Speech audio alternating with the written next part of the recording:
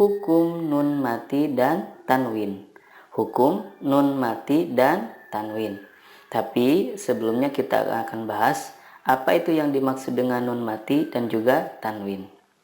Teman-teman sekalian, nun mati adalah nun yang tidak berharokat. Biasanya di atasnya ada tanda bulat seperti bulan sabit ataupun bulat sempurna. Jadi kalau tidak berharokat berarti namanya nun sukun atau nun mati. Adapun yang dimaksud dengan tanwin adalah nun sukun yang berada di akhir kata, ada dalam pelafalannya namun tidak ada dalam penulisannya.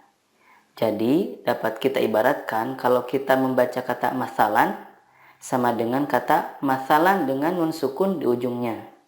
Contoh yang kedua, nuhun dengan tanwin di ujungnya, maka sama dengan juga nuhun dengan nun sukun di ujungnya.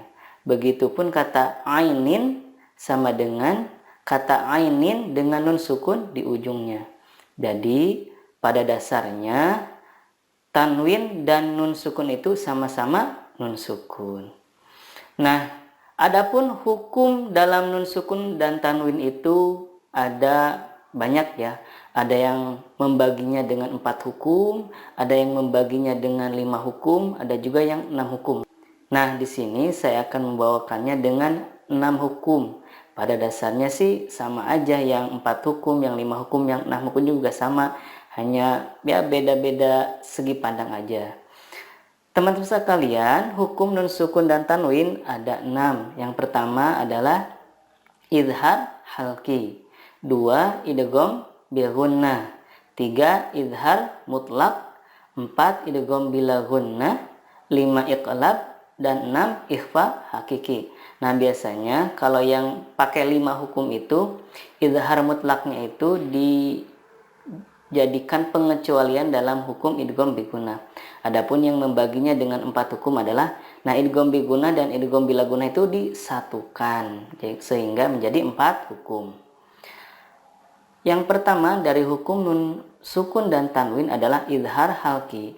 Idhar halki adalah nun sukun atau tanwin bertemu dengan hamzah, ha, ain, ha, ghain, dan kho. Adapun cara membacanya adalah membaca nun sukun sesuai dengan makhraj dan sifatnya. Perlu teman-teman ketahui bahwa idhar itu merupakan hukum dasar dari setiap hukum. Artinya pada dasarnya semua huruf itu yang disukunkan adalah dibaca idhar. Kemudian kenapa dinamai dengan halki? Karena huruf-huruf idhar di sini makhrajnya adalah dari tenggorokan. Nah, tenggorokan bahasa Arabnya adalah halki gitu ya. Di sini ada contoh dari idhar halki. Yang pertama bertemu dengan hamzah. Min ahli, min ahli. 2 nun sukun bertemu dengan ha. Man hajaro, man hajaro. 3 tanwin bertemu dengan ain. Haqqan ala, haqqan ala. 4 nun sukun bertemu dengan ha. Min haitsu, min haitsu. 5 tanwin bertemu dengan ghain. Wa rabbun ghafurun, wa rabbun ghafurun. Yang terakhir nun sukun bertemu dengan kha. Wal munkhaniqatu, wal munkhaniqatu. Yang kedua ada hukum idgham bila gunnah. Idgham bila gunnah adalah nun sukun atau tanwin bertemu dengan huruf ya, nun, mim, atau waw.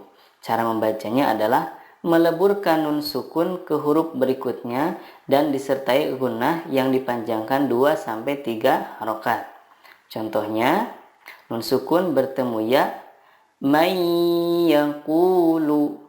Teman-teman sekalian jangan lupa untuk menahannya dan disertai dengan gunnah 2-3 harokat. Kita ulangi lagi contohnya. May yaqulu. Selanjutnya tanwin bertemu dengan huruf nun. Contohnya amilatun nasibatun, amilatun nasibatun. Nun sukun bertemu dengan mim, mim masadin, mim masadin. Tanwin bertemu dengan waw, khairun wa abqa, khairun wa abqa. Teman-teman sekalian, dari hukum idgham bigila gunnah ini ada pengecualian, yakni apabila nun sukun bertemu dengan waw atau ya dalam satu kata. Jadi bertemunya itu dalam satu kata. Nah, hukumnya adalah idhar mutlak, idhar mutlak. Contohnya ad-dunya, tidak dibaca ad-duyya, tetapi yang benar adalah ad-dunya. Bunyanun, qinwanun, sinwanun. Nah, teman-teman sekalian, keempat kata tersebut dibacanya adalah idhar, tidak diidghamkan. Hukum yang selanjutnya adalah idgham bila gunnah. Idgham bila gunnah adalah nun sukun atau tanwin bertemu dengan lam atau ro. Cara membacanya, meleburkan nun sukun ke huruf berikutnya tanpa gunnah. Contohnya, tanwin bertemu lam, rizqal lakum, rizqal lakum. Nun sukun bertemu ro, mir rabbihim, mir rabbihim. Hukum berikutnya adalah iqlab. Iqlab adalah nun sukun atau tanwin bertemu dengan huruf ba. Cara membacanya, mengganti nun sukun dengan mim sukun dan disertai guna 2-3 harokat. Contohnya, sami'an basiran, sami'an basiran. Amba'ahum, amba'ahum. Hukum yang terakhir ada hukum ikhfa hakiki. Ikhfa hakiki adalah nun sukun atau tanwin bertemu dengan huruf ta, sa, jim, dal, zal, zai, sin, shin, sod, dod, to, zo, fa, qaf, kaf. Nah, cara membacanya adalah menyamarkan nun sukun dan disertai gunnah 2-3 harokat. Yang dimaksud dengan menyamarkan di sini adalah ketika kita mendengungkan atau menyamarkan nun sukun itu, lidah kita sudah siap ke huruf berikutnya. Di sini ada beberapa contoh ikhfa hakiki. Pertama, nun sukun bertemu dengan to. Yantiquna. Kemudian tanwin bertemu dengan dal, ma'in dafiqin.